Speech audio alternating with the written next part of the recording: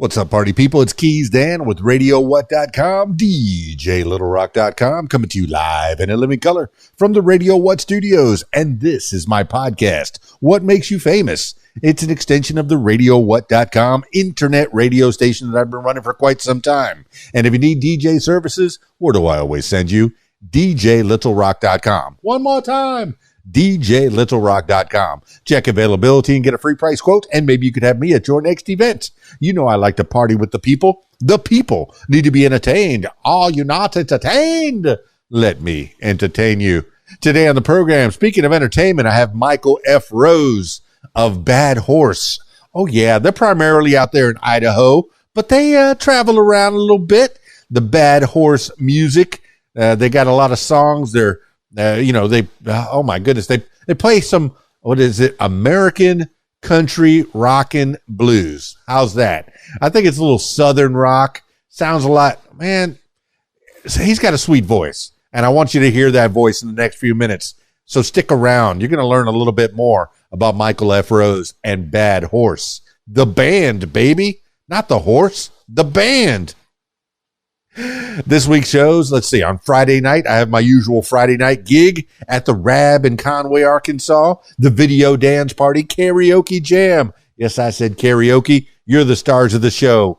We got a little stage, a little concert starring each and every one of you. So if you've been working hard all week, what better way to spend your time than with your friends at the Rab in Conway, Arkansas, 8 p.m. until 12:30 in the AM. They got a full bar. The kitchen's open. They got some good food back there. Pool tables, 10 diamond-style pool tables. They got a pool tournament on Friday nights. So if you want to try your hand at playing pool and possibly make some money while you're doing it, check out the Rab in Conway, Arkansas. Good times, good people. And, yours truly, Keys Dan, hanging out there from 8 p.m. until 12:30 in the AM. It's a good time. It really is. It really is. Then on Saturdays are made for private parties. So I think I have a private party on Saturday night, but unless you're invited, you cannot come. Why am I mentioning it? Because I'm excited to be part of people's weddings and corporate events and birthday parties, all kinds of parties, quinceañeras, bar mitzvahs. I haven't been to a bar mitzvah in a while. Where are my Jews at? Yeah, bar mitzvahs, bat mitzvahs. I enjoy those so much. Good times, all kinds of parties. I like being a part of people's big days. Does that sound cheesy? I'm part of your big day. Well, have fun on the big day. All right. Speaking of big days, today is a big day. I got Michael F. Rose of Bad Horse. I got him on Zoom. So if you're listening to the audio version of this, I encourage you to check out the video version on my YouTube page, youtube.com/user/Keys Dan. Zooming Michael F. Rose, Bad Horse, now. There it is. Hey, I see Michael Rose.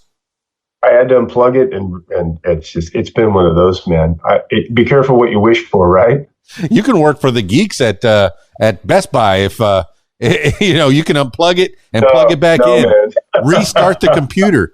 No, hey, that's all they do sometimes. I mean, hey, look, the fine people at the big box store of Best Buy, I spend a lot of my money there getting these gadgets and such. Yeah, I bet. But right. A lot of times you bring in a computer and they say, have you restarted it? Well, duh. I've restarted it. It took me 5 minutes for the thought to occur that I needed to unplug my camera and then plug my camera back in. And those little white lights around this Logitech camera apparently are one of the most crucial features. Because if they're not on, okay, it's not working. Okay, yeah, I think I have the Logitech 920 camera. This is old man electronic talk, by the way. That has blue lines. It has blue lights, and it lets me know that the camera's on. This way, when my lovely wife decides to walk into the room and walk behind me, and she says, "Is the camera on? Is the camera on?" Because I don't want to be on camera, so I make sure that those lights are turned off. Yeah, right. But who knows? Conspiracy theories abound. Does the camera have to have the lights on? Can Microsoft and Apple, can they turn those cameras on? And could they spy in on you without you knowing? Inquiring minds want to know. Oh, I'm sure. I think you and I both know the answer to that question. Yeah, and back in the 50s, they used to be, oh, I don't want the government to spy on me. And then you say, okay, Google, go ahead and spy on me. It's like there's certain times in the evening where you have to make sure you point that camera away from wherever it is. Well, I know you've probably experienced it where you're talking about sneakers of some kind and they pop up on your social media, and it's a thing. It happens. It's interesting. I was listening to Rogan yesterday. Oh yeah, and they were talking about that very thing where you can say something like, "Man, I'm so sick of this shit." No, actually, what they were saying was, like, if this movie lasts any longer, I'm going to kill myself. Right? Remember, we used to say, "Oh man, just kill me! I can't believe this shit is."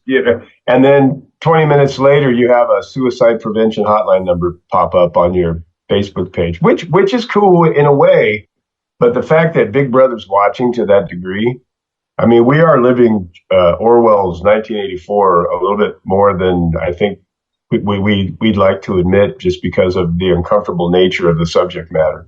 I'd have to agree. And that's a perfect place to start, is the state of where we are right now. Because Michael F. Rose, and I'm sure you've had Michael Rose, his boat ashore, hallelujah, and that kind of thing. That's probably been your whole life, hasn't it? You know what's wild is I've only heard that a couple times. Because growing up, my mother's name was Michael. My mother's name was Michael Ellen. So my family called her Michael. And my middle name is Frederick, after my late great-grandfather, Frederick von Hartmann, who fled Nazi Germany and ended up living in Charleston, West Virginia as a barber, right? So people used to call me Fred or Freddie, which was almost an auto lure when I started singing to Freddie Mercury, because I thought, can I find somebody else with the name Fred? This kind of sucks. Yabba dabba doo. That was the heat I got, right? So when I found Freddie Mercury, I thought, okay, there's a guy with the name Freddie that kicks ass. Yeah, you can emulate that. And I just kind of held on. Yeah. Oh, but can you get those 5 octaves? Oh my goodness! You touched on a nerve, a very sweet nerve. I had 13 of their albums.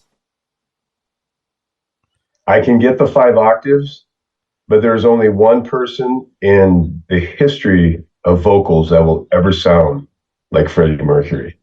Yeah, I know Adam Lambert's trying. Mercury is the greatest. Yeah, Freddie is the greatest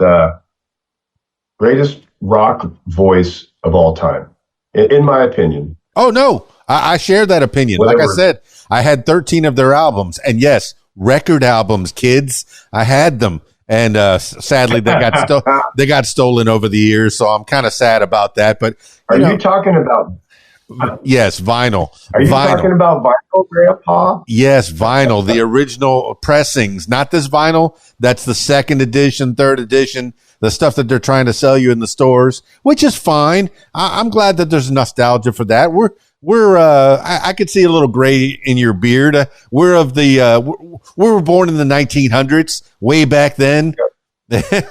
So the old 1900s. We know a life before. Back when we used to ride horses. Well, we know a life before the internet. We know when creators and musicians and the like used to not have to worry about social media and algorithms to try to get up on top, to get to the next level. No, all you had to do was play some music, play some of that guitar behind you, that mandolin behind you. All you had to do is learn how to play those instruments well and go sit in front of a few people that maybe can find an interest to that. So tell me, you grew up in Idaho, or were you in South Carolina? Where did you start? I was born and raised in Southern California. I'm a Southern California kid. I was born in Glendora, California, and my uncle Jonathan, who was more like a big brother, we used to go down to Huntington and surf. And I mean, I'm a California kid, but I actually, when I made my exodus out of California and ended up in Idaho, I felt in Idaho like I felt when I was a kid in Glendora, when it was rural, it was I mean, I wish I could take this camera and just show you outside and show you the farm. And I got chickens out front. I got 30 chickens and 4 turkeys running around my front yard. And when I open the front door, they come running and I talk to them. My neighbors who are a quarter mile away probably think I'm absolutely out of my mind. But these animals, they're my buddies. They're my friends. And do I eat them? No, because there's food at the store. I mean, should we run into a problem? You know, they're going to start fading fast because we're gonna have a lot of turkey meat, a lot of chicken for dinner. All right, but do you get a lot of eggs from them? Is that the primary reason that you have them, to get their eggs? Maybe. Well, yeah. The origin of the idea was to create a little petting zoo, because I got married at 19 and had my first baby, or I should rephrase that. My wife at the time had our first baby at 20. I did not have a baby. And so I have wonderful, amazing children. I didn't really have any friends growing up, Dan, so I created my own, and now I have, 6 best friends. And I created this for a petting zoo for the grandkids. So we have Peppa Pig. We've got 30 chickens. We've got 4 turkeys. We had 2 goats, but they were too much. They kept breaking out and smacking into stuff. And we got to get rid of the goats. More dogs than you want to know. And it's a sweet place to be. It really is. And spring is here. There's something about Idaho when you grow up in Southern California and you're used to having the sun on your skin. Yeah.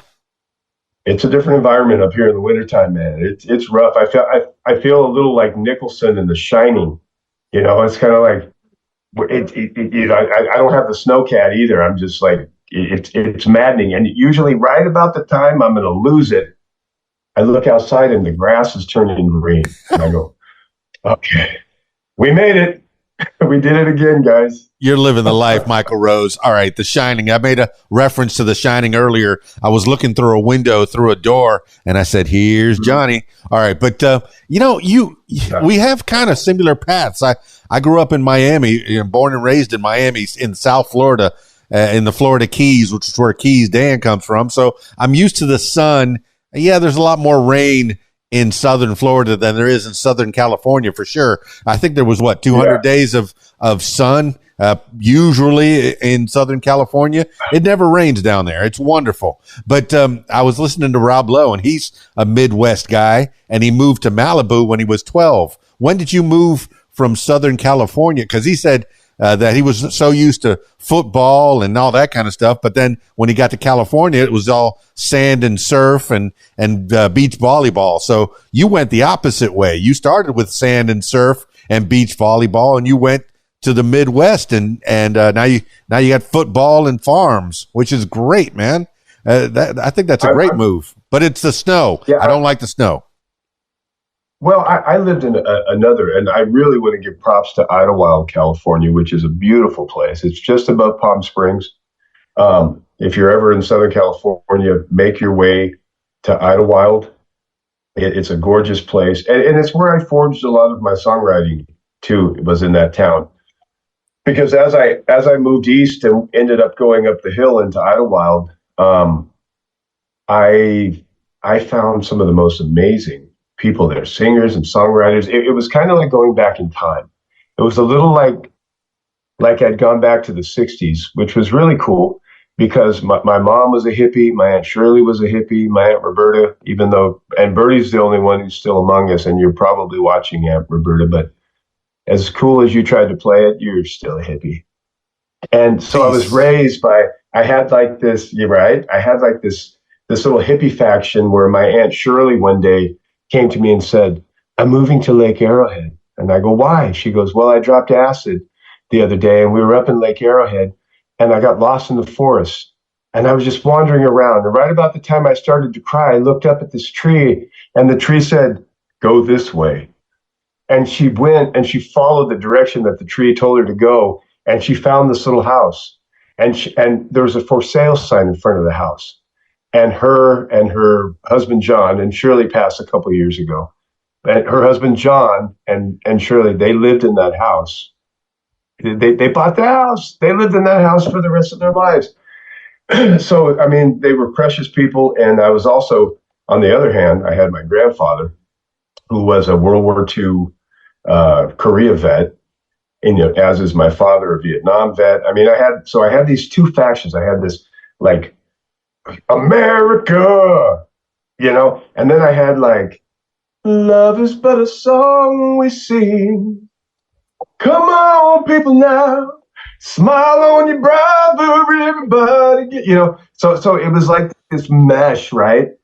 And what I've learned to do is, and I'm probably getting off the beaten path. And whenever I do this, just like wink with your right eye, and I'll know just to chill out. But I started shaking off like all the bullshit, all the coat of armor, politics to me is like arguing over pro wrestling. The Rock's better than Stone Cold. No way, Stone Cold Steve Austin's better. If you can smell, it's like, let's cut the bullshit. What I'm doing, and this is for all my Christian friends and fans, is 1 John 4:8 says, "For he who does not love does not know God, because I'm paraphrasing. Let me start over. For he who does not love does not know God, for God is love, period. And if it's not of love, it's not of God." And that's what my music is. My music is medicine to me. I didn't realize it had been my entire life. But as I got older and as I experienced more of life, I felt myself leaning more toward music. And every time I would push it away, I would start dreaming songs. So I would wake up like, is that my song or is that somebody else's song? I'm dreaming the song. So I'd grab a guitar and I'd start thumping, not the whole song, but like a hook or a melody or something. And I'd start writing the song. And it really took me until about a year ago. I really only started full time in the music business about a year ago, if you want to know the truth. Wow. Don't tell anybody else this. Yeah, I've been writing forever. I worked at a publishing house a little bit. I did a little work for hire, but I was raising kids and I was a contractor, and I was just like entrenched in this thing of trying to make sure that everybody else was okay, which as a parent, that's our job, right? But when my youngest daughter said, turning 18, I love you, I'm moving back to California with my eldest daughter, Tristan, who's the matriarch of our family. She's amazing. All my kids are just phenomenal people. I said, you know what?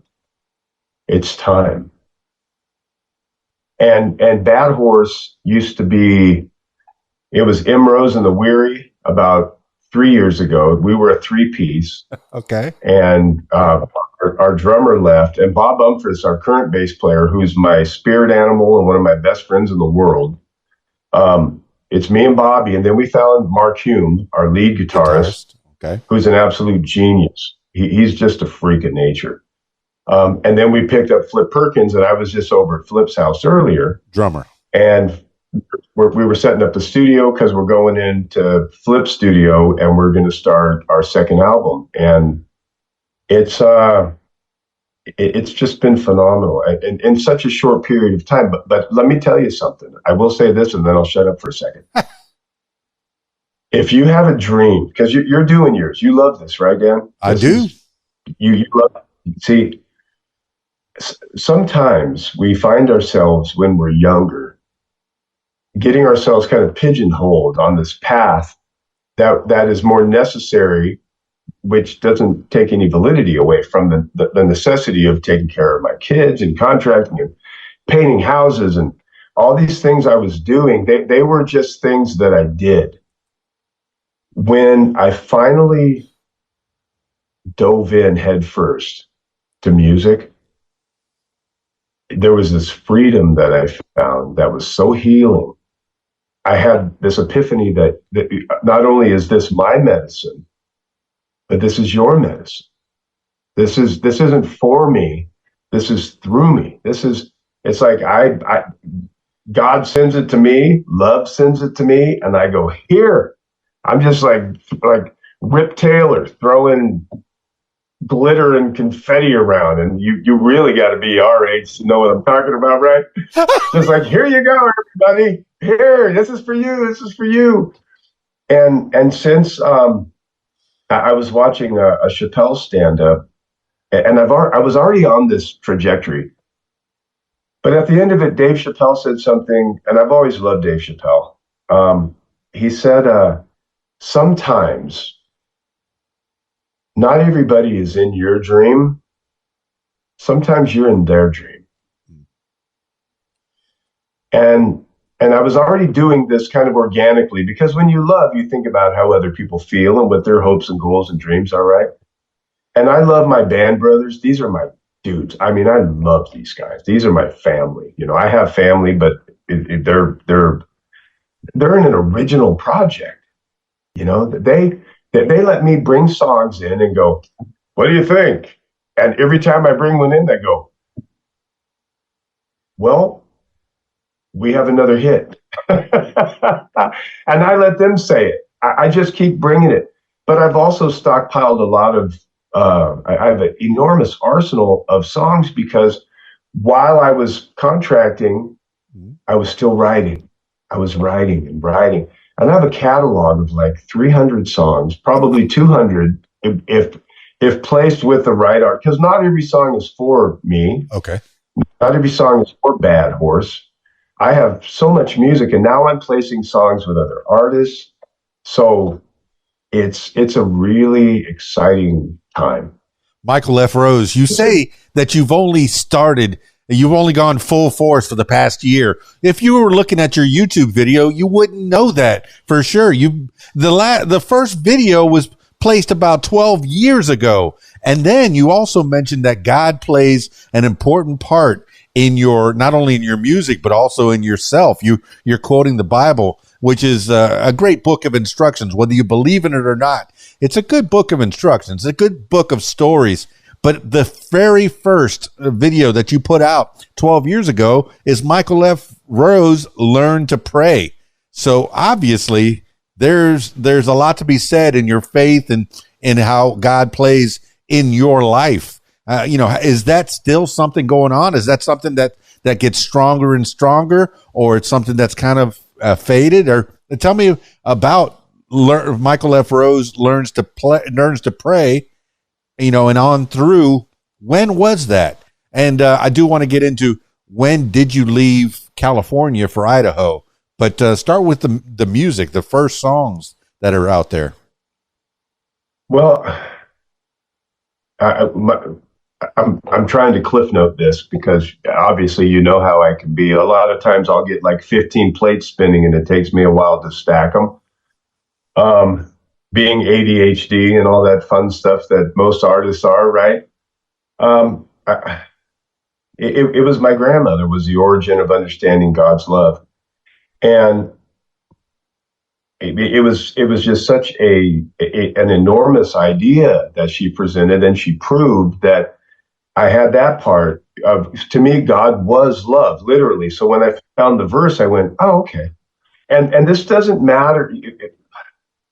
It matters. And I'm not going to go into salvation, but I will say this: regardless of your faith or whatever you've been indoctrinated with, and this goes for Christianity too, because false doctrine in Christianity is no different than, going to British Guiana and drinking the Kool-Aid. It's dangerous.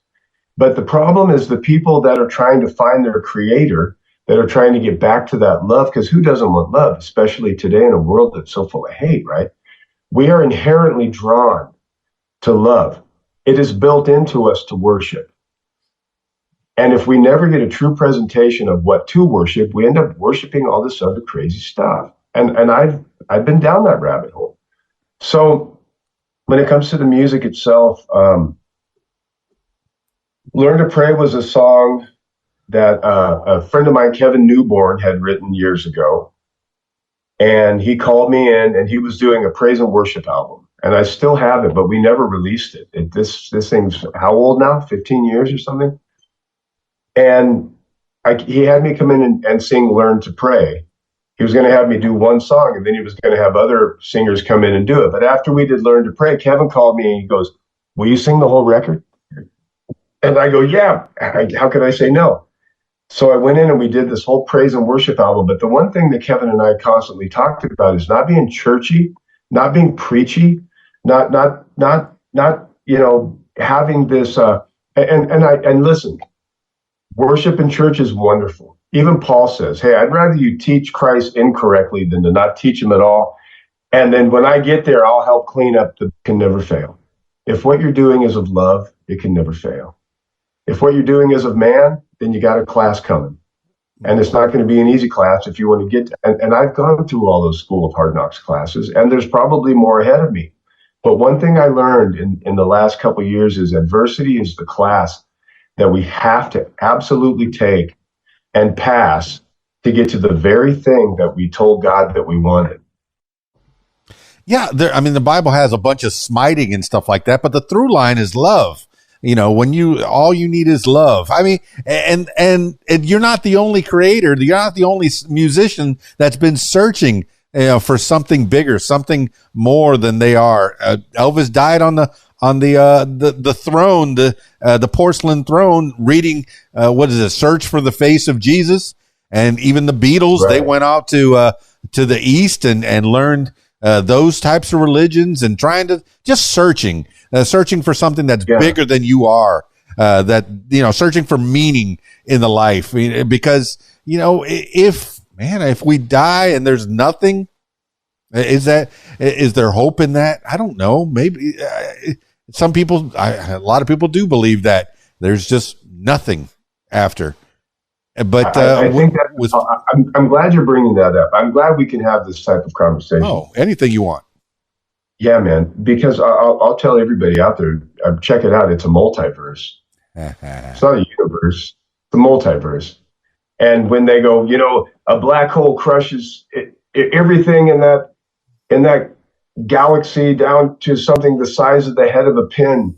And then they say, the Big Bang started from something the size of the head of a pin. Well, do you know what that was? That was the backside. That was a whole new dimension, man. This thing is endless. It's like a honeycomb, the perfect food, right?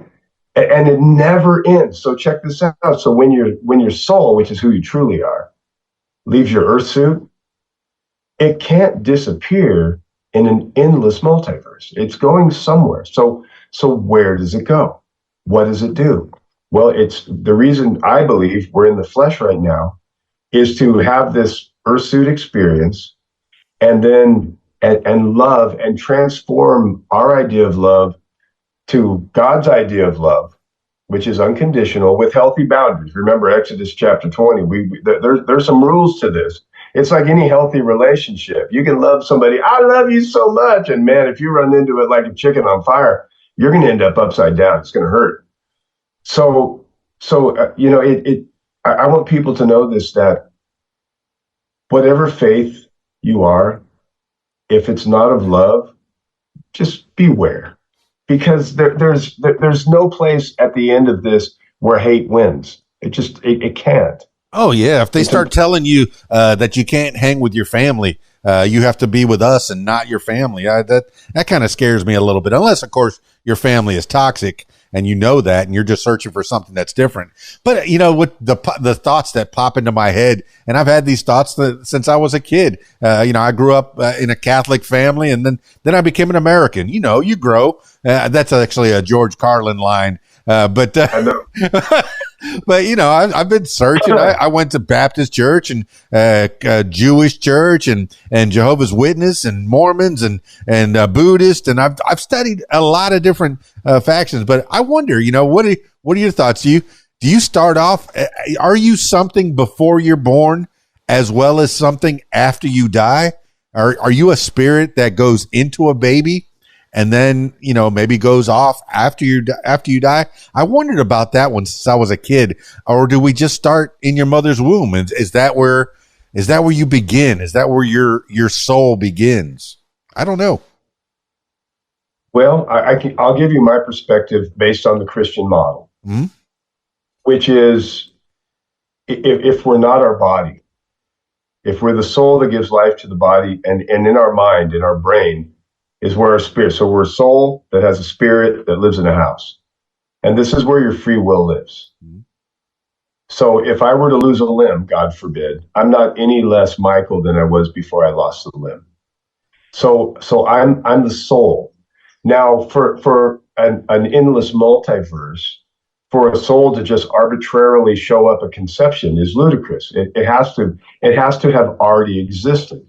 So then the question is, where did it exist? Well, by the Christian model, the idea is that there's dimensions, right? String theory's already proven 11 dimensions. Okay. And that's science. So when people go, well, I don't believe in religion, I have news for you. I don't believe in religion either. All religion means is the act of doing something repeatedly. And what if what you're doing repeatedly is wrong? It's a bad idea. But if you understand that you're the soul, so the soul had to exist prior. My belief system is that in the first, I'm going to go for it. In the first earth and heaven age, okay, this is where the pyramids, this is when I listen to Joe Rogan and they get so close and I'm like, man, I wish I was on this show. I can fill in this blank, Joe. I can fill in this blank. Well, you're on this show, so fill in the blank. Come on, teach me. I'm learning. I'm actually happier to be on this show, but the only thing is next time I need a cigar. That's the only trade-off. And I have one over there, but I'm not going to go chop one right now and get it going. By the Christian model, in the first earth and heaven age, which was just another dimension, right? And I'll have you know, fossil fuel, we're not burning all of this gasoline and all this oil and all of this for plastic, and every single thing that oil is required for, right? That's not from dinosaurs. Even though that era upon the earth was a true event, we obviously have the skeletons from that. But that is from the collapse of the first dimension. Now, and I'll leave that. Okay, put this right here for a second. The pyramids, all of the things that they're discovering, the Egyptians didn't build the pyramids. They walked up and went, holy shit, what are those? They couldn't have built those. It's impossible. So and let's decipher this into the age that was, the age that is, and the age that is to come. The dimension that was, the dimension we're in, and the dimension that is to come. And that's why Yeshua HaMashiach, that's why Yeshua, when he was teaching, he said, the age, I am he who was and is to come. So check this out and just contemplate this. I still love you whether you believe it or not. That's another thing I want to stop. This whole division. Oh, he said, Christian, turn off Dan Key, turn off the show. We're not going to watch the show. That's dangerous because when we start thinking that way, now we're ending the conversation. The minute you judge something in haste, I mean, we need to assess the information, right? Or else we're stupid. Or that's how you end up in British Guiana with Jim Jones drinking the Kool-Aid, right? So we are celestial beings. You're an angel. You're all angels. You're celestial beings having a terrestrial experience. And this whole test, the only reason we're here is because when you're a celestial being and in the first earth and heaven age, or in the first or in the prior dimension, which is there's remnants still here upon the earth, and even for the Christian model. And you'll remember this from catechism or Catholic school, right? Our Father who art in heaven, hallowed be thy name, thy kingdom come, thy will be done on earth as it is in heaven. On earth, as it is, it'll be done on earth? Where? How? It's another dimension. The age, there's another age coming because as all these frequencies come available, if you have your heart, which oftentimes in scripture, it's not your meat pump, which has intelligence of its own, because remember, your heart develops when you're a fetus, when you're a little tiny baby, your heart develops before your brain does. So your brain obviously isn't controlling the functionality of your existence and your growth, right? It's your heart. But oftentimes in scripture, they're referring to the heart as the mind. Right. So this is the place where only through love, it's the only frequency that can open you up enough to where you start receiving, ask and thou shalt receive.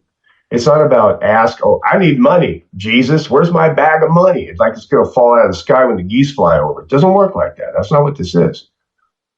And the beauty of this, I believe, Dan, is when you understand that you had a prior existence. And this is where Lucifer comes from, because Ezekiel 28 says Lucifer sits on the mercy seat. He sits down and he goes, because he's made perfect in his beauty. Lucifer was the worship leader. He was the rock star in heaven. Right. He was the pretty one. So he sits down and goes, I look good here. And a third of his angels, of God's kids, say, you do? Well, that's the fallen angels, and that we'll save that for a whole different day. But the idea is God says, you know what? I'm done. We have a creator. This isn't evolution. We evolve, but evolution is God's progress toward perfection. And when perfection arrives, the imperfect disappears, and perfection is Yeshua, and perfection is love. So when love arrives, that's how we heal, and that's how we heal each other. So anyway, I won't go too far into that age, but Genesis chapter 1 isn't like, in the beginning there was nothing, and then boom, some crazy things started and all these weird things showed up. No, it says, in the beginning God created the heavens and the earth, and the earth was without form and void, right? Well, that word was is mistranslated. That word was in Hebrew is haya, which means became. And if it became, then it's inferring a prior existence, right? So here we are in the earth suit, and there's one thing we're supposed to do. We're supposed to love our creator because he created us to love him so he wouldn't spend eternity alone. And think about this, if you love God, he's already lost a third of his kids. I have 6 kids. I cannot imagine losing 2 of my kids. You just go lock me up. But so when I'm presenting the music, it's not religious, but like you said earlier, it's a wonderful instruction book on how to love. But like I just I straight said, it's mistranslated. They mistranslated on purpose to make religious slaves because they worship their God, mammon, money, right?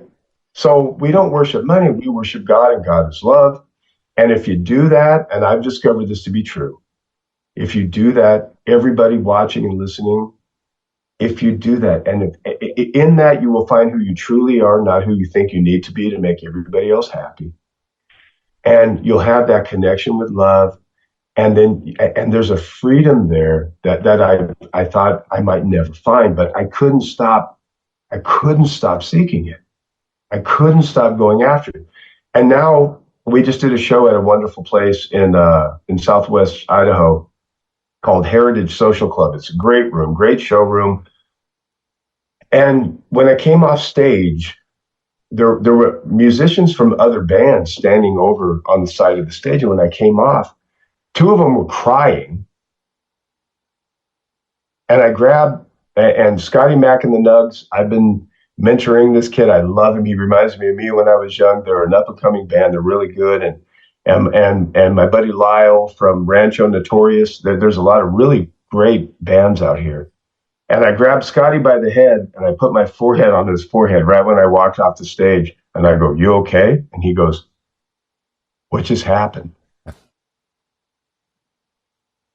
he goes, "It was like church without going to church." And I said, "It's because it's real, man. It's real. There's no bullshit. We from the time we get there to the time we leave, there's no bullshit. There's no room for phony ideas and pretending and, it's just real. Because my music, I'm telling you how hard this is. I'm telling you, I have been through some agony. I just went through a divorce 2 months ago. Agonizing pain in the middle of winter, man. And I found myself out in my chicken coop one night on my knees. And I'm just like, okay. And I just kept feeling in the spirit, just keep going. So I got up and got the chicken crap off my knees, and I came back in and I just kept going. And it's always darkest right before the dawn. So I'm going to tell you something, guys. If you ever have feelings of hurting yourself or anything like that, don't, because there's probably a very good likelihood that you don't even know who you are yet. But there is an inherent desire to kill that part of you that is leading you into all of this bondage and all this pain. So, message Dan, message me, call. We have numbers. Call the suicide hotline. And I want to make sure that I wasn't making light of that earlier. Yeah. But I'm just saying, this is about all of us together. This isn't about me being a rock star and all that bullshit. I don't care about that. All right. Oh man, and I love this line this line of thinking that you have. It's making me think of things that I haven't thought of since I was in Catholic school. I went to Catholic school till 6th grade, and it was always mysteries. Always, the priest. He never had answers that were satisfactory to me. And I've been a zealot, and I've lost my faith. So I'm somewhere in the middle, and I'm the searching for something that's greater than us, and finding inspiration in that. In fact, on my radio station, I have little quotes and little thoughts, little public service messages. You can either think like everything's a miracle or nothing's a miracle, and that was Albert Einstein said that quote. I love that quote. How do you want to live? I think that in it, I've told people before, I've had people come up to me and go, well, I'm an atheist. And I go, well, right on. So tell me about this God you don't believe in. Well, I don't believe in this whole Jesus is going to come flying in the sky and everybody's going to fly away naked and it's just a bunch of bullshit. And I go, I agree. Well, I'm on the verge of atheist. I figure if there was a God, he's not around anymore. That's how I'm kind of spinning that way. Why would a God who's all powerful care what I think? And it's what I think of him or what I think in general. Why would someone who's all powerful care what I think? And is my faith that he does care what I think? I don't know. I'm out there. I think that God, well, first of all, God's not his name, right? His name's Jehovah, Yahweh, Yeshua. Well, that's interesting too. Yeshua, Jesus, and that's interesting too, is Jesus is a bad from the Greek to English translation, which means the Zeus. So what God are you worshiping? Right. So I think if we keep this in its simplistic form, and we understand that God is love. Let's just keep it there for a minute, okay? I know I've thrown a lot of scripture and stuff out there, and that's all true. I can, if you're a theologian, if you disagree, give me a call, and iron sharpens iron. I'm down for some of that. I will not battle you in it. You believe what you want to believe, and I love you anyway. I just don't. I'm not going to fight. It's just not. It's unnecessary. Yeah, there was a time I was trying to learn the Greek Septuagint. I don't know Greek, but I met up with a lot of Greeks, and I tried to learn a little bit from that. The margins, the teacher's version of the Bible, where it's all in the margins there. In Greek, it's this.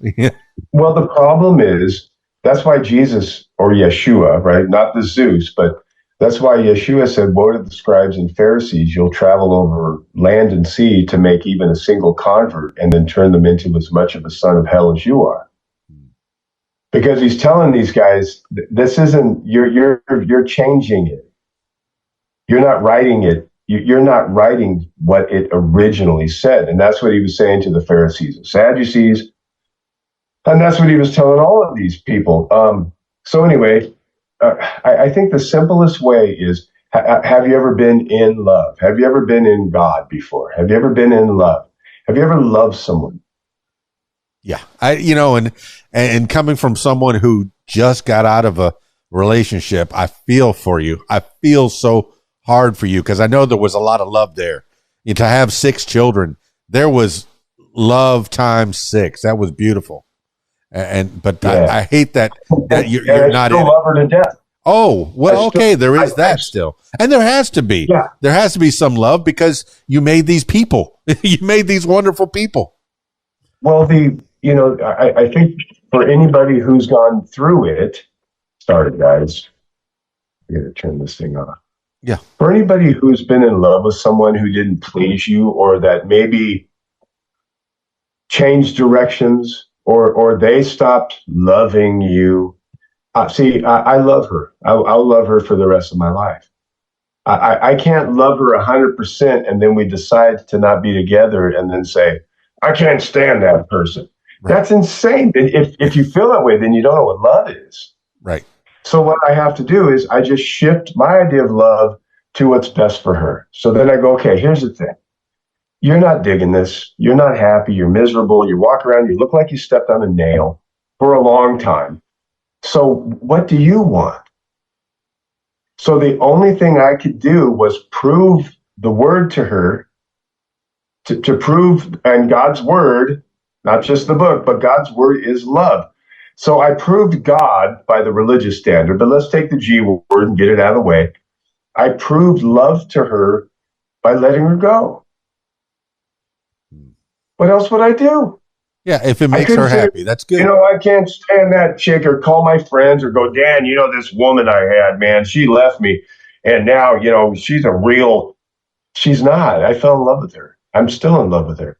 Yeah, a lot of times when people fall out, they start, bad mouthing. My advice is don't say anything you're going to regret later, because you will regret bad mouthing the mother of your children. This is she's a wonderful person. She's done some things. I mean, I'm happily married, and there was a time, it's a beautiful thing. We've made a child, and it's great. And I had another relationship where I made another child, and I was in love with her too. And that sadly that didn't work out, but there's still love there. But my 6 kids are from 2 marriages. There you go. Okay. Yeah, and it was, like I said, we got, my first wife and I got married at 19. Yes. Had a baby at 20. Way too early. School of Hard Knocks. It just beat us to pieces, and then and I still love her with all my heart. But it just, and there's some advice based on what we were talking about earlier. Is it's really important if you're in love and you're young, or even if you're 50, I don't care, 70. If you don't know what love is and you say you're in that, man, that's thin ice. Yeah. It really is. Because what you're saying is, I'm in love with how you make me feel. So the minute you stop making me feel that, it's on you, and get out and all this other stuff. And that's just not, but then again, and I'm not judging anyone who's done that. I've certainly done it before I knew what I figured out going to the PhD class at the School of Hard Knocks, right? Testify. But yeah, I really think that that's what is conveyed in the music, is that sincerity, because I know who I am through the adversity I've been through. I'm nothing but honest about it, and I really want people to feel that, because I'm an empath. I love people. I love coming off stage and seeing these guys going, that felt like the church I was always looking for. It's like, and we're in a club, totally rocking out. But I have a song called Bible Thumping Man that I haven't recorded, but that we do live. And it's kind of a country shuffle. It rocks, but the verse is, I'd like to come down from my high horse and help you, my brother, but I've got this Bible in my left hand, shot of whiskey in the other. And I would tell you the truth, but I don't know, and I don't really understand how a half-drunk Jack Daniels drinking fool can be a Bible-thumping man, right? So that's a visual right there. Yes, right. So, but there's a bridge in it that says, "Lord, I know that your words is true. My road feels long, and I know it's you who writes all these words, and I just sing along, because Lord, I know that your love Your word. God's word is love. I don't care what church you go to or what religion you subscribe to or who you give your money to feel better. But don't let him do that to you. Don't, well, I'm not going to say don't do it. Do whatever you want to do. But it's my suggestion that you just take a minute and take a look and go, wait a minute. You know, when I go into that church on Sunday, no one's really friendly. Nobody really says hi. I went to that church for a month. Nobody said hi to me. But when I started tithing, all of a sudden I was invited to meet the pastor. And, so, and I think the beginning of freedom, not just for a man, I've always taught my sons this, the beginning of becoming a man is being able to look in the mirror and call bullshit on yourself. I also taught them that a boy does what he wants to do when he wants to do it.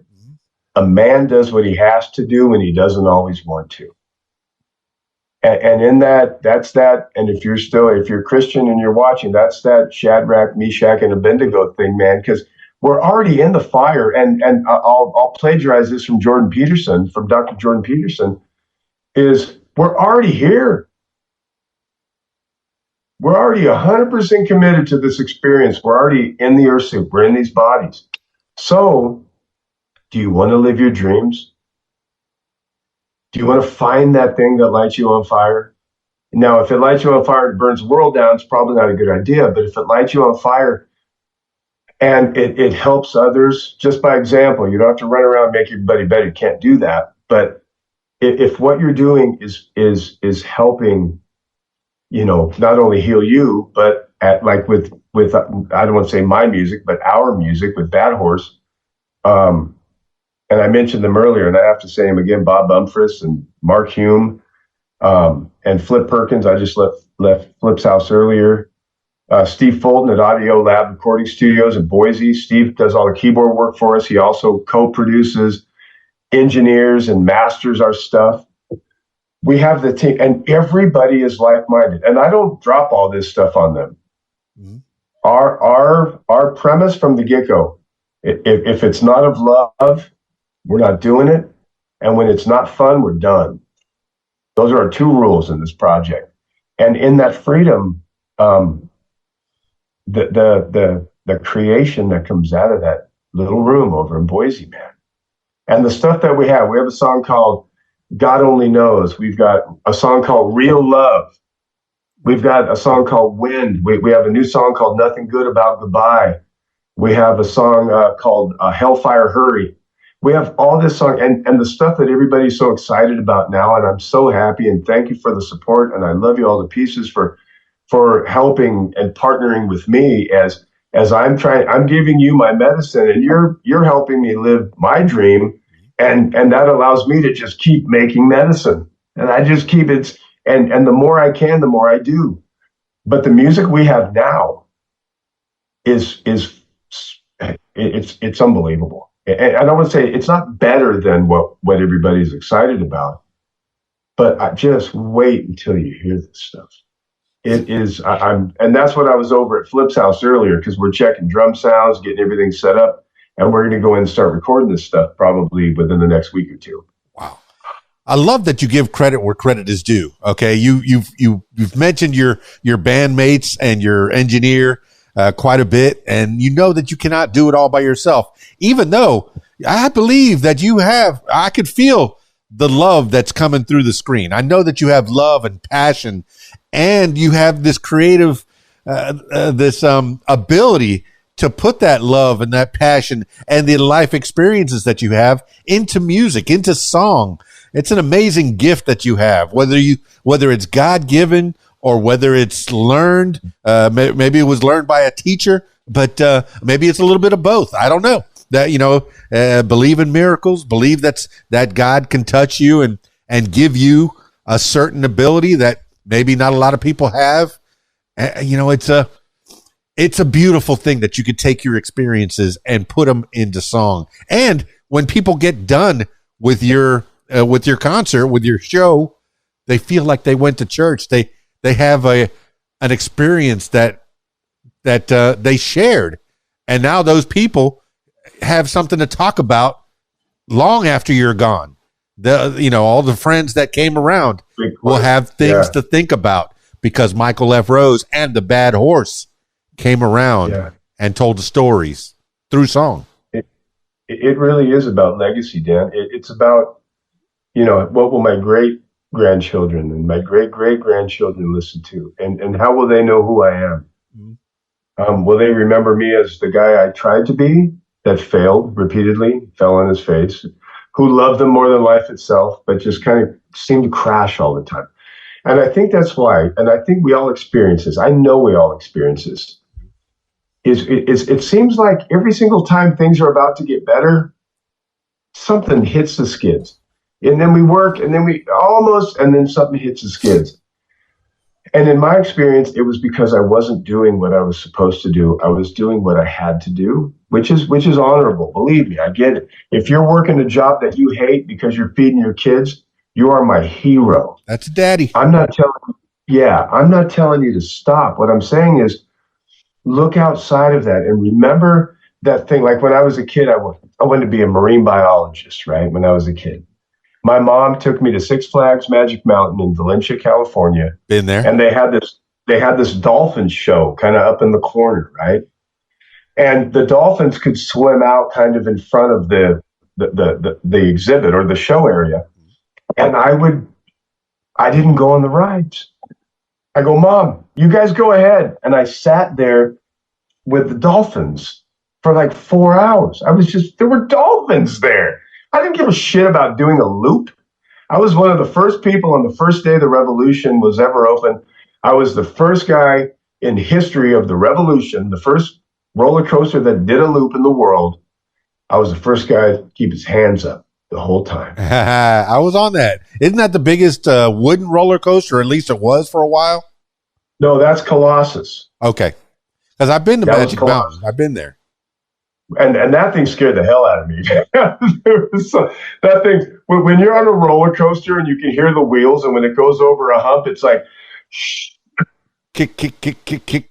I'm not into that, man. I need to know we're hooked in. And I remember even as a 10-year-old boy, and that's why I kept my hands up, because my stepfather, Pete, was like, I'll give you $5 if you keep your hands up. And I'm like, he goes through the loop too, man.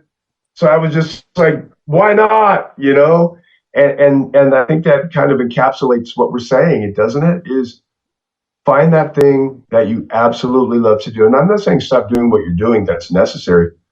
But I don't know if it's painting or volunteering at a food bank or donating to a food bank or making lunches and going down safely, women in particular, going down safely with a group of people to where homeless people are living, And I know they're all drug addicts. I'm not going down to where those drug addicts are. Listen. Yeah, but you can't criminalize that. You can't criminalize being homeless, man. People are down on the luck. A lot of people, oh my goodness, there has to be the majority of people that I know are one paycheck away from being homeless, okay? From being able to pay their rent. I spent my whole life that way. Yeah. I spent my whole life that way. And the only way I slowly started coming out of that was through music. And honestly, I mean, even now, I'm one bad decision away from ruining the rest of my life. Yeah. So in that balance place, in that Jordan Peterson model, Dr. Jordan Peterson, where he's saying, if you're in this body, you're already here, and aren't we better together? So don't let the government, I don't care what side of the aisle, I'm gonna preach right now for a second. Don't let the government divide us anymore. Black, brown, yellow, I don't care. I got Cherokee, Comanche, Blackfoot. I'm a descendant of the 12 tribes of Israel. I'm a descendant of Robert de Bruce, the first king of Scotland, and yippee and all that. And you're African American, and she's Hispanic, and he's Asian. I don't care about that. You know what? Because we're better together, but don't let the government divide us into these factions. Because while we're down here fighting, Nancy Pelosi, can I go on? Please do.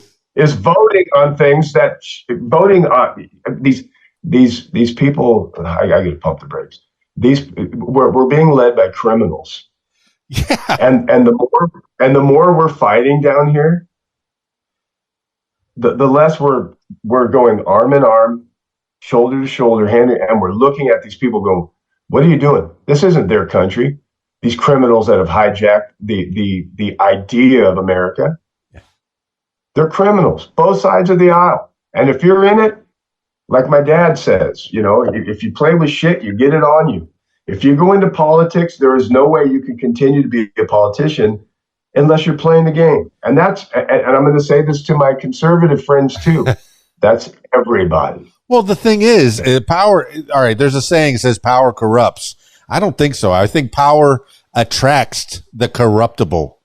So if you're corruptible, you're going to want to grab for that power instead of loving your brother, instead of giving to your brother. All right, look, hey, if I've made $1, I can break off a couple pennies for somebody, to help somebody out. It's I think you're right, Dan. I think you're right in that, the desire for power is absolutely the path to corruption, but the problem is absolute power corrupts absolutely. I've heard that one too. I love that one. Right. So I think what you're saying is absolutely correct, and those two go together so well, because the question is, why are you a politician? Why do you want to become a politician or a police officer or a firefighter? I'm a retired firefighter. I retired years ago on a knee injury. Why am I a musician? Why are you doing this wonderful radio show?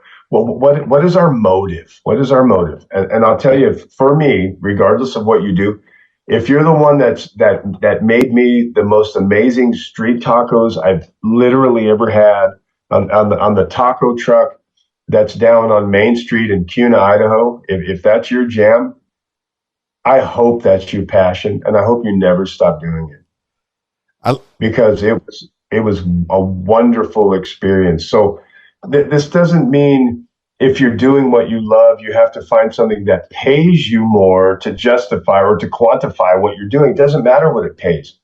Money is a byproduct, going and going and going.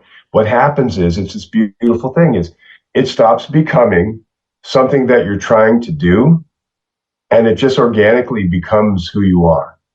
So all that mind space is out of the way. Well, you know what I need to try to do, and if only I could do this, then I could do it. All that goes away, man, and then you're free and clear to be yourself. And I would live in a van down by the river with my guitar to be an artist before I went in. And I would. Hey, if you need your house painted, check it out. I'll come over. Grab a couple beers or whatever. Make sure there's an ice box. I'll come over. We'll paint your house together. We'll have a barbecue. We'll have some fun. I still dig doing it, but that's not who I am. That's just something I can do. Yeah, but I know you have the value of money, because when your uncle offered you $5 to put your hands in the air, your hands were in the air. So you knew that money. Yes, whether you worship money or not, you know that you need money to survive in this economy, in this life. But there's, oh my goodness, there's so there was something I was going to say, but it just washed away. I love what you're saying. I love the tone of what you're saying. It's giving me the feels, man. But the politics of it, I don't think, I would hope that politicians, when they started out, when they were counselors in their local government, when they were city advisors and stuff like that, they were trying to be the best they could be, trying to do good things. But then, a lobbyist came in as they got higher in the food chain. They said, if you do this, we'll give you that. If you do this, we'll give you that. It starts to become, how to fill your house with stuff. Quoting George Carlin again, people are going to give you stuff, more stuff. We need more stuff. And I will even say this, to not just sit here and put everybody under the love cloak and just try to destroy politicians. Think about it too. If you're working at the Target distribution center in Fontana, California, where I worked when I was a kid, your supervisor comes up and goes, "All right, check this out. If you do this, this, and this, you'll make more money." And then I went, "Well, I I have a baby. I had one daughter at the time. Okay, what do I need to do, man? Right. And then remember when you got that promotion and all your buddies are like, oh, here comes the supervisor. Here he is. Oh, he got promoted. And then you tried really hard to still be cool, but you couldn't because you had to draw the line between, am I their buddy now? Yeah, when we're leaving, we'll go have a beer. But right now I have to be your boss. And if you don't like it, that's on you. I think that's politics, man. I've never met a hater that was doing better than me. Okay. Because those guys, the ones that, even in high school or when you first went to college, oh, here comes the college boy. Well, you're not going to college. That was my choice to choose that path in life, to go to college, to try to better myself. Did I better myself? No, I got in debt for college tuition money. So that's a whole nother can of beans that we're fighting currently in Congress. Should school be as expensive as it is? Since the New Deal kind of ruined that. And you're right. It's both sides of the aisle. It's not just one side of the aisle. The Dems and the Republicans are equally in. I think capitalism is it was a good idea, but I think it's almost over. It was fun while it lasted. Well, yeah, I think at some point, I think it's still a decent idea. Oh my God. The problem is you need to shake the Etch-a-Sketch at some point, because at some point somebody is the one who's in control of both of those little twisties, right? Yeah. And they're drawing a picture that doesn't look anything like what America's supposed to look like. No. So how do you grab it and shake it? And back to your point of college is, when I think about college, and you're absolutely right, it's a lot of money, man, and you owe it. And then you got government who's screwing everything up to the point where the economy sucks so bad that when you finally come out, you can't get a job to pay the debt back. But how about this? How about the cup is half full, right? Please. I think back to my College 104 teacher who was so epic and came to me one day and said, I really see some brilliance in your writing. And I went, brilliance? What? She sees brilliance? And what? Really? All right, man, I'm down. And fired me up. And so maybe one of those, two of those, 10 of those experiences in a situation that might not seem like the greatest, maybe those are the moments that set you on the trajectory to where you are now, and you're happy. You got a kick-ass show that I'm honored to be on. You're married to the love of your life. So without that one moment, you might be a whole different story. I might be a whole different story, right? I think that is a great point, because all somebody wants in life is to know that they're doing a good job. If you can get someone to tell you you're doing a good job, first it's your mom saying to you how wonderful you are. You're the best little boy ever. Oh, you're so wonderful. You love your mama. And there's nobody like you. Oh, that's great. Then your teacher saying, here's an A. Oh, even an A plus. Oh, that. I'm gonna keep right. going. And then I didn't get a lot of those. Dan. Yeah, I didn't get a lot of those. Okay, but you got that one. Okay, and then you get on stage and you get off stage, and those people are crying because Bad Horse did a good job. Michael F. Rose and Bad Horse did a good job. Made them feel like they went to church, man. And that's a communal experience. Whatever church may be to a certain person. One of the things I miss about going to church was the communal experience, the gathering, I guess Galatians, right? The gathering of people. Right. But then you're right. You mentioned earlier, there's those judgmental old biddies that are in the corner saying, oh, that guy didn't tithe his 10% this month. Well, maybe he didn't have an extra 10% and he wanted to take care of his 6 children, and pay the bills. And we love those old biddies too. And you just helped me realize tonight that, and I'm humbled by it, is that I'm a preacher and I preach at the Church of Music. And it's mind blowing and it's humbling. And remember too, pride cometh before the fall, right? So the first thing I do is just make sure Don't get all like when I'm working here and I'm doing my stuff and something great comes through. My first thing is I want to go throw my hands in the air. But here's what I do. Here's how I've tempered my realities. I'm working and I go, oh, that just happened. Get back to work. Reflect and go. That's right. Didn't I see on your social media that somebody called you a pastor, Pastor Michael? I was a pastor years ago. All right, yeah, I did see that for a moment. Yeah, it wasn't intended. It was I was a worship leader, and I left the church because they were all about money, and I couldn't be part of any business that was taking money from poor people, and not helping them and not teaching them anything, and then going and putting on room additions on their houses. So I walked down the street and I found this old mortuary that I realized my grandmother had took me to 20 years prior, and I got the name and the number of the woman that owned it. And my wife and I at the time, we were going to Oral Wheat, and we were getting all this bread, and we were just going out on the streets and just telling people, hey, you need bread? Here's bread. Here's some bread. So the woman that had the mortuary, I said, if I clean up this little chapel, can we keep the bread in there? And she goes, yeah, put the bread on the pews. So one day this little old lady walks in, and she, after like 2 months of this, right, she walks in and she goes, when's church? And I said, we're doing church right now. Here's your bread. And it was a hot summer day. We're standing on the front porch, and she goes, well, I want the bread. And I said, are you ready for it? And she goes, okay. So I smashed that loaf of bread, and I threw it on the ground. I said, we don't need that bread. And then I started talking to her, and I started telling her 1 John 4:8.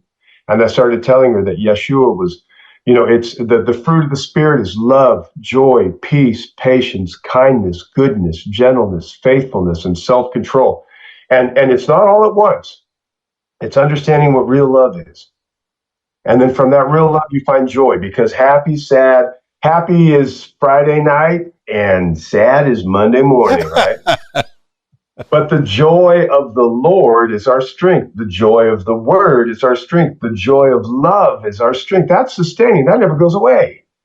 So while I'm teaching her this, she doesn't realize it, but the sun had heated up the sidewalk to the point to where I reached down, I picked up that loaf of bread, and it had risen again.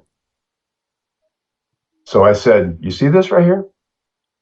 She went, yeah. I said, this is what Christ was teaching. This was the true part of it. And I'm not, man, I know that much. I'm not going to plead. Now I'm like ducking, like, okay, hold on, Dad. I'm not the boss of this thing. I'm just telling you what I've learned through experience and what I've learned through studying the Aramaic, Greek, and Hebrew, right? Right. It's about each other. It's about love one another as I have loved you. It's about love your neighbor. And if you don't love yourself because you don't know who you truly are, you can't love your neighbor. And that's why the world is just disintegrating and why we don't love each other. And I love every single one of you. And I don't even know you. And if that's not the evidence of a creator, because I didn't create the multiverse and I certainly didn't create love, whomever, or whatever created that, if you can't worship the idea of God because of what the Roman Catholic Church has kind of turned it into and what other faiths and other wild and far out things have turned it into, start here. Worship love. Love one another as I have loved you, right? And if we start there, man, we could change the world. I really, I believe that we could change, that we could take over the world. And not with violence, but with love, man. It's like you're either on the love team or you're not. And if you're not, we still love you, but come over here and listen to this. Come here, quit being so mad. I know you were hurt when you were a kid. So was I. Come here. I know you got divorced and you're hurting, but come here. And if we could just put our arms around each other for a minute and cut the bullshit, right? Well, I'm a Republican and you're a liberal. I don't give a shit. Get over here and give me a hug, man. Come on. I'm a Raider fan. I don't care if you're a Charger fan. Get over here and give me a hug, man. I don't care. All of this subterfuge, to use George Carlin's word, right? All of this subterfuge is designed to keep us separated while they run away with the pot of gold, which is the God that they worship. But that's not the God that we worship. We worship love. And without each other, we don't prove that.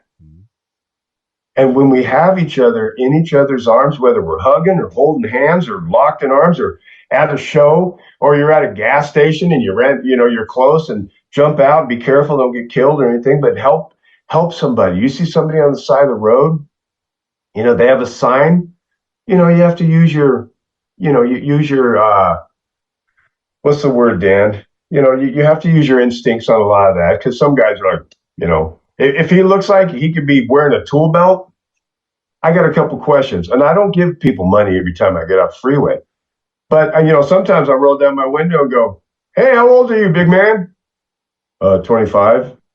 Right on. Well, are you looking for work? Well, no. Why not? You want a job? My son has an epoxy company. Yeah, I wonder. I wonder. I'm in Arkansas, and there's a panhandler on every corner, and I don't know their situation. That's bottom line. Unless I sit and I talk to them for a good half hour, I'm not going to know who they are and why they're standing on that corner right in front of Home Depot. Look, there's a Home Depot. It's got a help wanted sign right out there in the front. Right. Why aren't you there? Well, why aren't they there? I don't know. I don't know them. To point. And to piggyback on what you're saying, I don't always, this isn't me being some elitist, like, why aren't you working? Right. But there have been, on rare occasion, sometimes I just go, "Hey, get over here. Hey, man." And I always say, and when they take the money, I grab their hand, I hold their hand, and I say, "I love you, man. Go get something to eat." Mm-hmm. They're probably going to go buy a bottle of Thunderbird. That's not my call. That's their call. And that's okay. But if I do ask somebody, if I see a younger man, who maybe didn't have an old man around, to go, "Hey, get your ass to work. Go cut the grass. Take the trash out." Right. And he just doesn't know. If I do the Q&A, I feel like just my my red light Q&A is worth $5. It's like, okay, man, I just gave you that. I just planted those seeds. So go get something to eat. So maybe when he's eating and he's drinking that, he goes, "Wait a minute, that guy's right. I don't know. He's right. I can earn $5." And then maybe he does walk into Home Depot instead of standing in front of it and go, "Can I go on the little, kiosk and apply for a job?" You just don't know where those seeds of love are going to grow. Yeah. So keep planting them. And you're doing it. You reach a lot of people, man. And it's really awesome that we had this experience. I had no idea we were going to go down these amazing rabbit holes today. I'm totally happy with this conversation. I too was a firefighter for 10 years down in Key Largo, and we had that in common. And I was going to talk about your singing style as we wind this thing down, because I know we've gone a little bit long. Usually I like to keep them to about an hour, but your singing style is like, it reminds me of Billy Gibbons versus Sammy Hagar, and you being from California and singing kind of Southern rock, even though you're like in the Midwest. It's so, man, the influences are there, but I love your voice, the intonation of your voice, getting back to the music. Oh, man, what I need is exactly what you're giving, and I see the cigar. For those that are listening to the audio version, I really encourage you to check out the video version on the YouTube page. Oh, my goodness, man. Michael F. Rose, Mr. Bad Horse himself. And I know you're not Bad Horse all on your own. You've been given credit to your guitarist and your bassist and your drummer all through this, and your engineer for that matter, the studio. But hey, well, tell me about the firefighting. You said you started doing that where, in California or in Idaho? Yeah, in California. I was 24 years old, and I became a volunteer. And I've been working jobs that were driving me out of my mind. And I saw the guy across the street had turnout boots, or his boots with his turnout sitting on his porch. And "You're a fireman?" He goes, "I'm a volunteer, man." And I go, "Where do you volunteer?" He goes, "Go down to Station 27, Ryan Field, Hemet, California." He goes, "Go over there and fill out your firefighter, one, thing." And I went and took a test. And next thing you know, I'm driving to Paris, California to get my gear bag. And they gave me a pager. And man, I used to lay there at night. That pager would be on all night. Beep, beep, beep, beep, boop, boop, boop, boop, boop.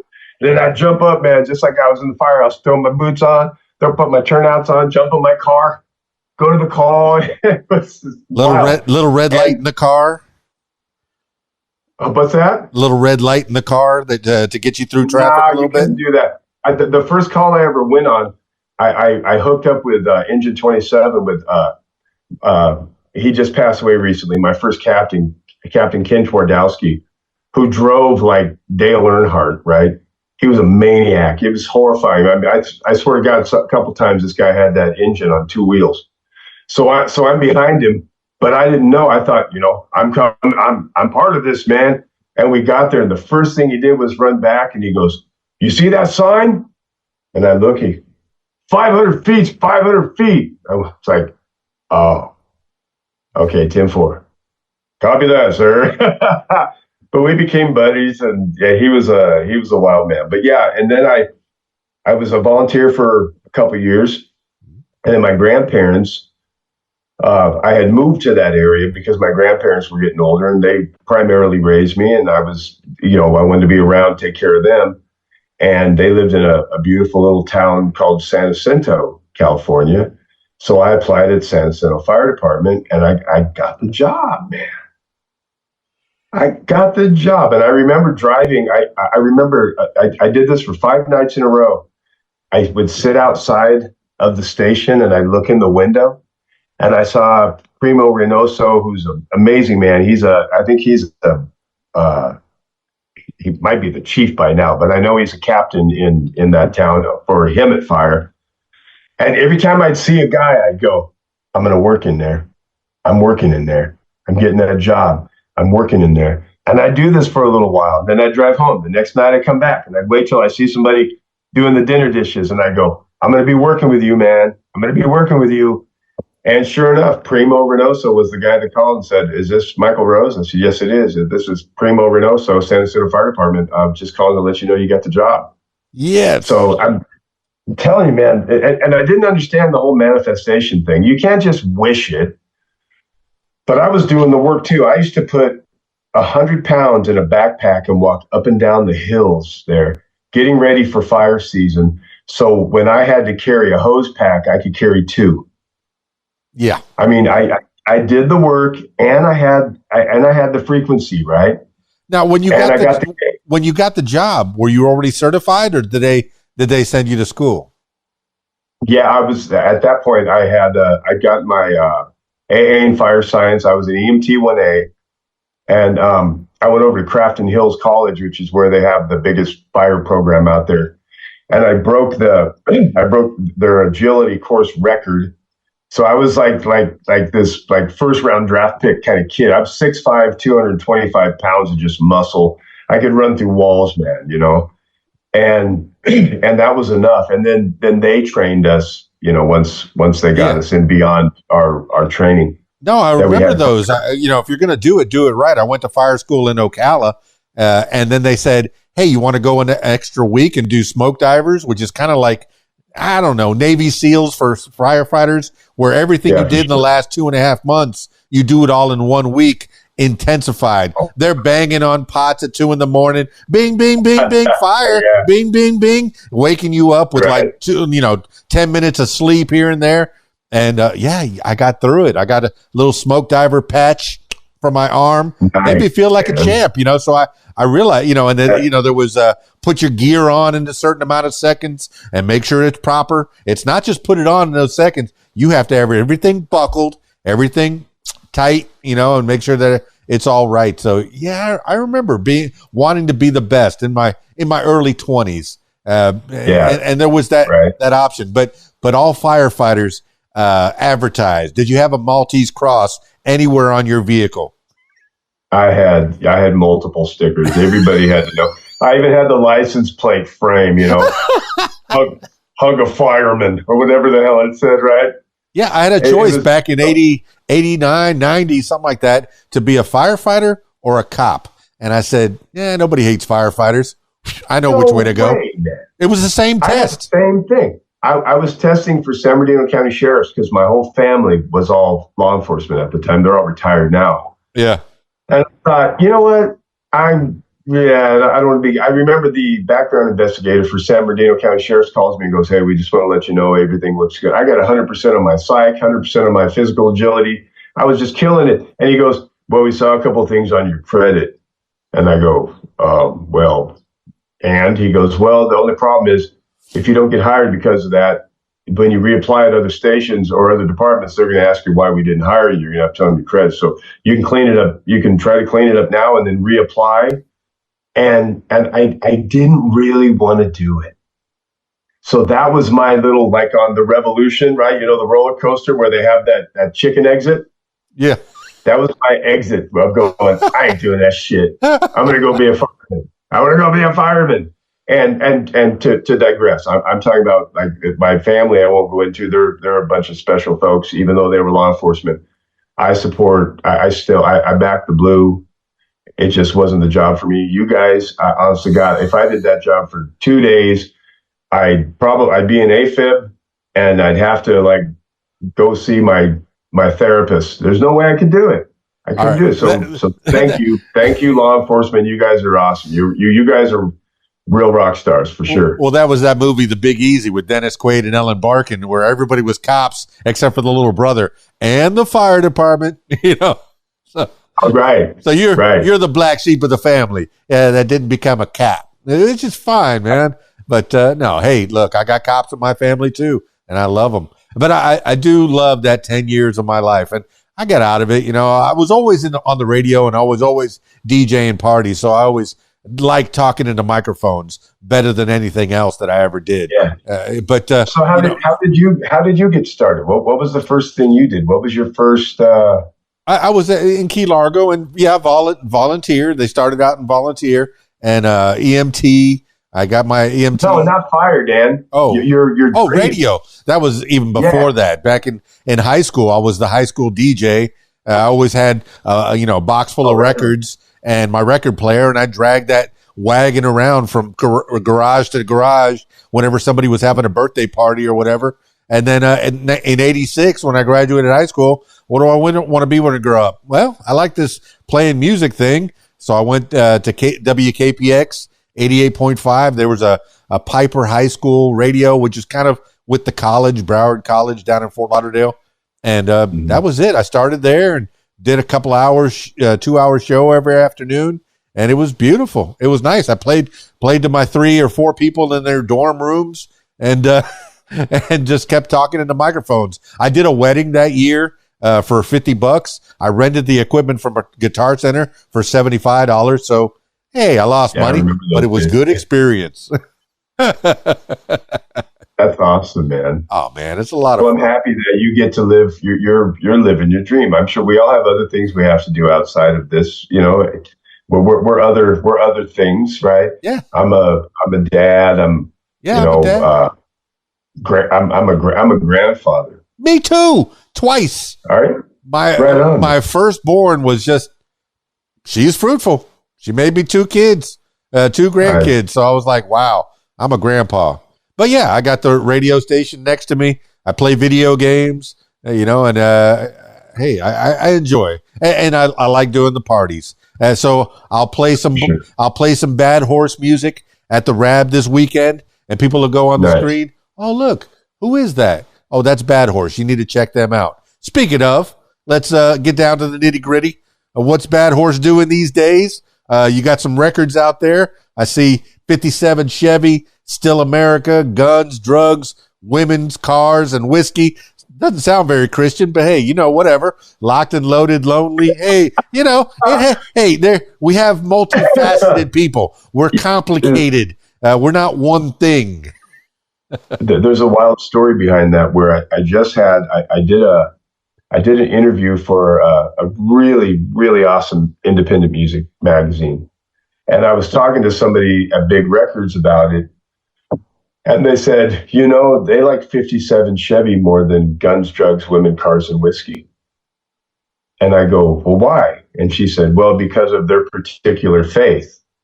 And I went, well, I said, do me a favor. Google Urban Dictionary's definition of what a 57 Chevy is. And she did. And there was dead silence. And in that silence, here's what I said. Guns, drugs, women, cars, and whiskey, Lord, I know. Never felt the way I feel when I'm with you. And what's the word? Guns, drugs, women, cars, and whiskey, Lord, I know. Never felt the way I feel with you. I tried them all. Nothing feels like God's love to me, because that's the only thing that isn't this shit. This, happy, sad, man. I have the, I can thank a lot of people. I can thank all my kids. I can thank Ram Dass. I could thank George Harrison. I could thank John Lennon. I could thank Sting. I could thank Bob Seger. I could thank Neil Young. The list goes on, man. It's just, I am a byproduct of, and my dad now, hi dad, he's my best friend. I met my dad when I was 40. Super cool. But because of that space, while he was working on him, he was in the military, and he served in a really rough capacity for a long time. And he needed that time to heal, right? He needed to go find out who he was. And when I met him the first time, his wonderful wife, Melissa, sweet Melissa, right?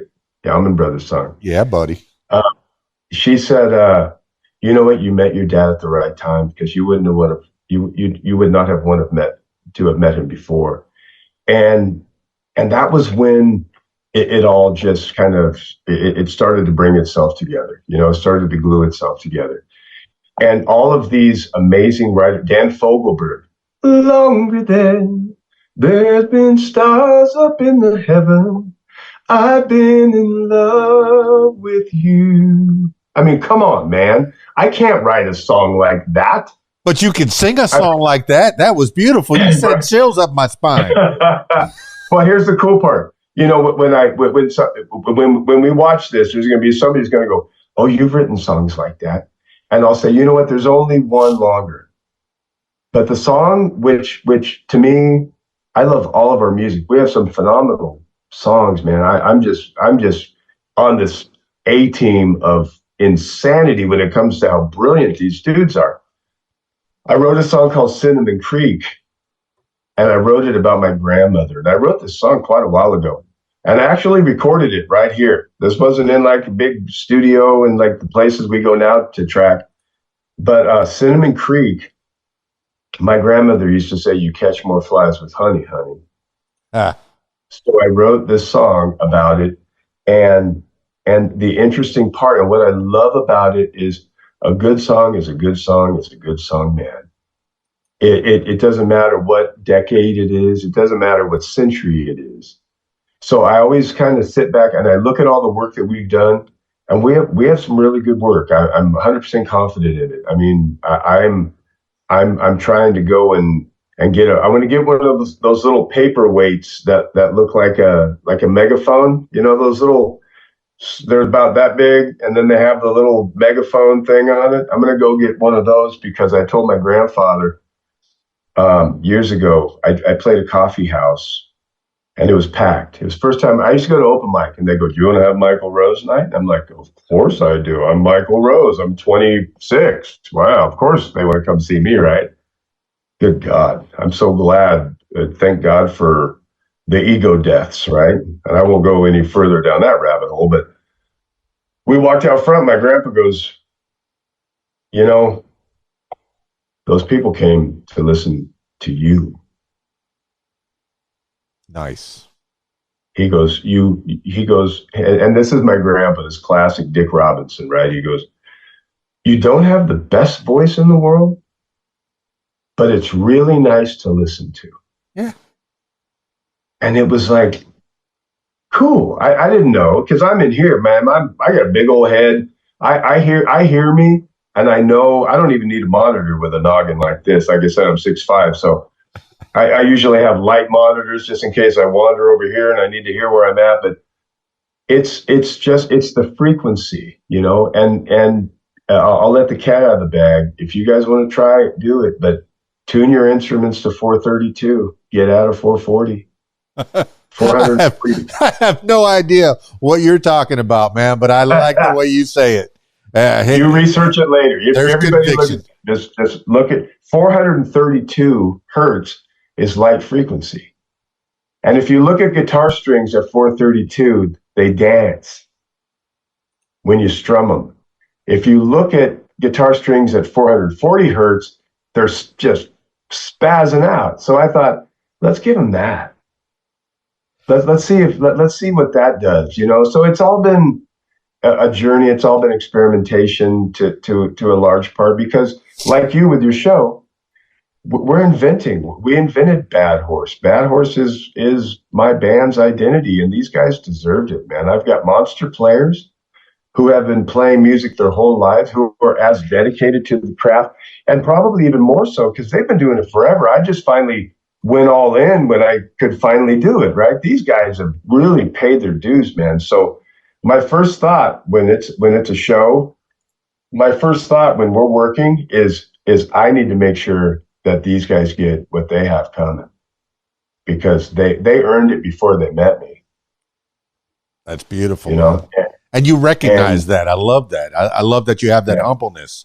Whether it was something that came with age or not, you have that. Oh, it was. Yeah, I don't know if it was age necessarily. It was just experience, finding out, like I said earlier, I think in session one was, not everybody's a part of my dream, that sometimes I'm a part of theirs. Sure. And then seeing, what we can build in that reciprocation, that's love to me. Well, I have on your social media that you lived in Tel Aviv for a little bit, Israel. You visited the homeland, the motherland. I've never been to Israel. Okay, maybe it's something different then. What is? Well, we'll talk about it later. But yeah, the answer. I'd love to. I'm certainly not going to go right now. But yeah, I'd love to go play. I'd love to go play in Israel. We'd go perform in Israel. That would be something. Maybe somebody hacked your social media, man. But it says that you lived in Tel Aviv in 2014. Where did I live in 2014? That's funny. Actually, I lived in Idaho, California in 2014. Well, there you go. That beautiful little mountain hippie town that I just absolutely love. Still love. It's a great place. All right, man. I know there's got to be a part 2 to this, man. This is not going to be the last time that we talk. As time progresses, I want to talk more with the Michael F. Rose, Mr. Bad Horse himself. Big Records, man. I'm so glad that you're part of that, because it seems like that group is just like helping their artists push forward. Primarily, I guess they help out with social media, even if it's just a like or a share, or pushing out a new song.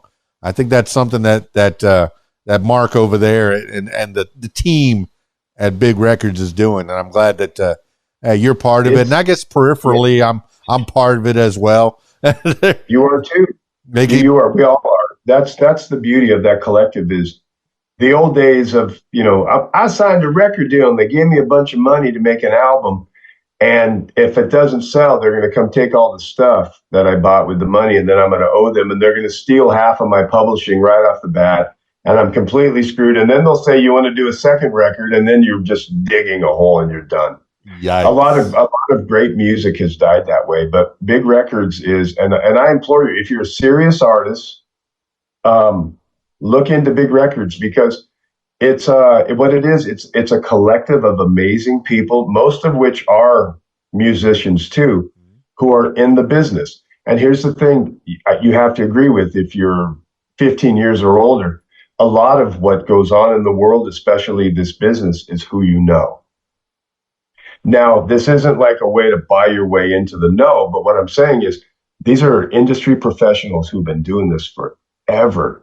And if you want to get ponied up with, or you want to hitch your wagon to this team, these people have the ability to get you to where you want to be. I mean, there's no reason in the world why your medicine can't carve out an audience that will allow you to continue to do it, so you can heal and you can give it to them, and then you reciprocate, and then they support you, and support your indie artists, and support this station, you guys. This is monumental that we can come on here with Dan. We can share this stuff. We can do this at I mean, it's the reach that we're developing, and now we're developing this together. And I've always been really blessed with adding teammates, amazing teammates, and you're one of them, man. Well, you've got a fan. I mean, if at the least, I'm going to be sharing your stuff when I see it come down my social media feed. I mean, I have your Facebook, your Instagram, your YouTube, your TikTok, of which you're very prolific in, Apple, Spotify, Amazon. You got a music YouTube. You got a LinkedIn. So if anybody wants to hire you for a corporate job, right. you're all set there. We do corporate shows too, even though the corporate shows are different, because usually, like when you do a show and you come out and everybody turns and comes to you, those corporate shows are. I just heard it the other day. Billy Joel was doing a corporate show. Yeah, they paid pretty good.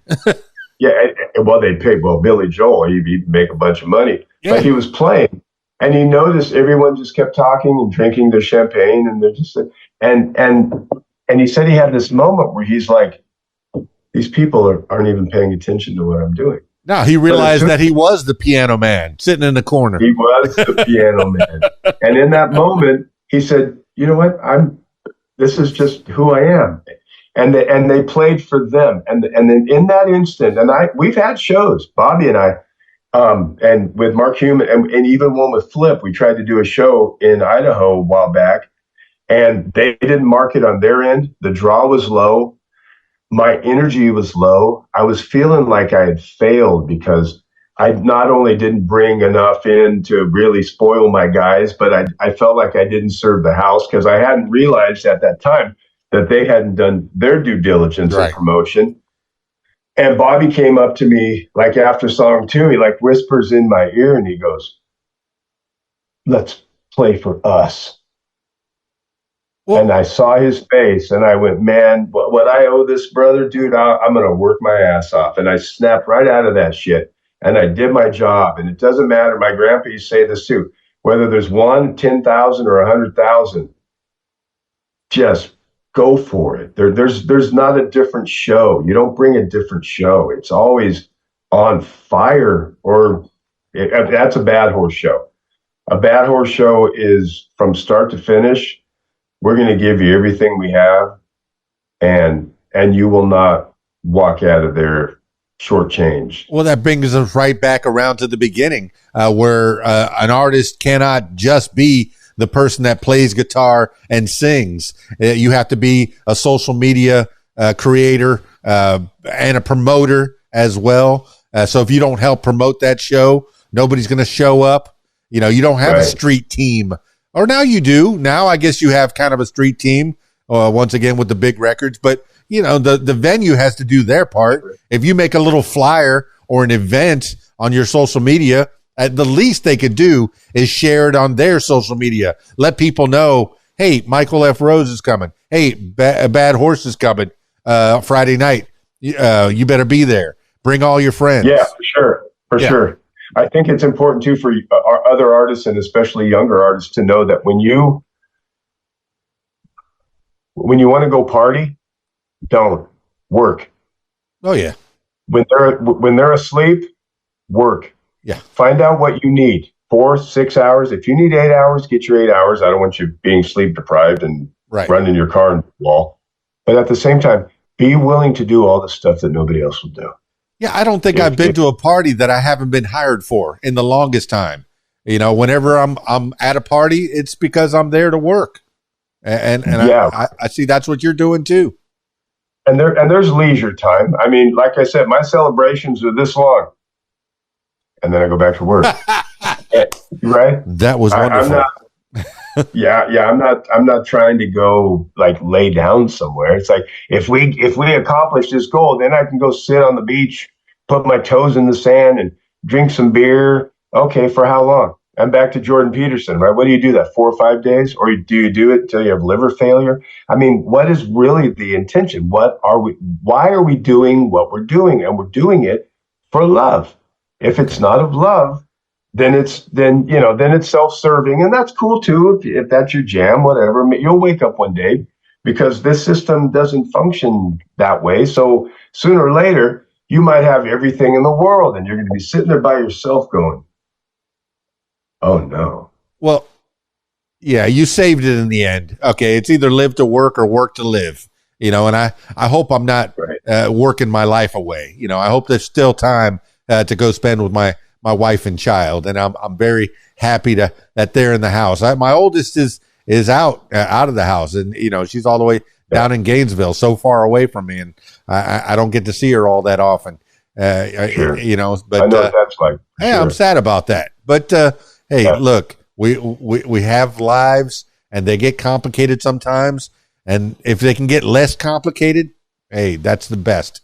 All right, my man, let's land this plane because I do want to talk to you again. But you got story after story after story. You got songs to write, my man. I usually You just dropped the wheels, but let's not hit the runway yet. I got to share one thing. I want to share this with you because I love you and you mean this much to me. I want to tell you something. In your pursuit, you're so fun. In your pursuit of this passion, this dream, yeah. It doesn't have to be anybody else's dream. Particularly, it doesn't have to be your wife's dream. But here's something that I will say is monumental: God, wife, children, business. And as much as you do this, and this is from, believe me, I'm telling you this from experience because I learned this the hard way, right? Is as much as you're tallying time toward your passion, make sure you tally a little bit more for her, or even a lot more if you have it, if you can. And in that, and then if you do that, both of these will grow exponentially. And because I know it's easy for me to just get like tunnel vision, like, okay, hold on a second, hold on. I'll be right. Okay, hold on. Oh, that's classic. That's a red check mark, man. That's a red check mark. What it is, yeah. Hey, baby, I'll be up there. Hey, good night, everybody. We love you. God bless you. And on that note, Dan, you're going to go spend some time with your girl, aren't you? You better believe it. All right, man. I always finish these things off with last words for the people. This could be words to live by. This could be something you heard a long time ago. This can be a mantra you wake up with, or whatever pops into your head at this moment in time. Michael F. Rose of Bad Horse, give the last words for the people. Everybody love everybody. In the words of Will Ferrell in the amazing movie Semi-Pro, everybody love everybody, right? So really think about that first. Before we react, let's think about love, and let's think about how we can think about what the other person's going through for a minute, because everybody's going through something, man. So, and don't let the government divide us by color, creed, or religion and all that other bullshit. Everybody love everybody. And I love you, Dan, and thanks for having me on the show, man. I really appreciate you having me. I truly do. Well, there you have it, party people. Michael F. Rose, Bad Horse. I know I did it in the beginning. Michael Rose, a boat ashore. With a name like that, and I know his mom's name was Michael, but, you got that name. It's going to lead you down a path to where you're seeking the face of God. You're seeking a higher power. You're seeking something bigger than yourself, something controlling you and the people around you, and something to believe in and something to have faith in. So he has a lot of his music out there, and maybe all of his music is touched. I don't know, Michael, if you're still listening, all of your music, I feel like all of your music, no matter what the name of the song is, be it 57 Chevy, which I did look up. All right. Caution. If you look up the 57 Chevy Urban Dictionary version of it, it's not that bad. It's not terrible. It's kind of an interesting idea. But Locked and Loaded, Lonely, and Still America, and Guns, Drugs, and Women, and, there's still a touch of faith and searching and stay away from it, and embrace it. I don't know. I'm still somewhere in the middle. Like I said before, I was a zealot to where I read the Bible and walked the walk and talked the talk, and then I've been to where I've lost my faith, and now I'm somewhere in the middle. I don't go to church. at least not as often as I need to. Sometimes I drop people off at church and pick people up at church and maybe go vote at church. That kind of throws me off a little bit, separation of church and state, but you go vote at church. It's a place of gathering. It makes it easy, I guess. But we had a good conversation, man. I know we didn't solve all of world's problems and the problems of faith or lack thereof, but it was definitely a good conversation. Michael F. Rose, I look forward to talking to you again. And maybe some of the other kids in Bad Horse will come around. Mark Hume, Bob Umpress, and Flip Perkins. Flip, a drummer named Flip. That's great. That's great. Flips those sticks around? I don't know. That's it for this edition of What Makes You Famous. Thank you so much, Michael F. Rose, for being on the show. Now, I'm turning my attention to you. If you would like to tell your story, I encourage you to give me a call, 501-470-6386, or email keysdan@aol.com. That's it for me. It's keysdan, radiowhat.com, the all-new radiowhat.com. Check it out. DJLittleRock.com. Peace. I'm out of here.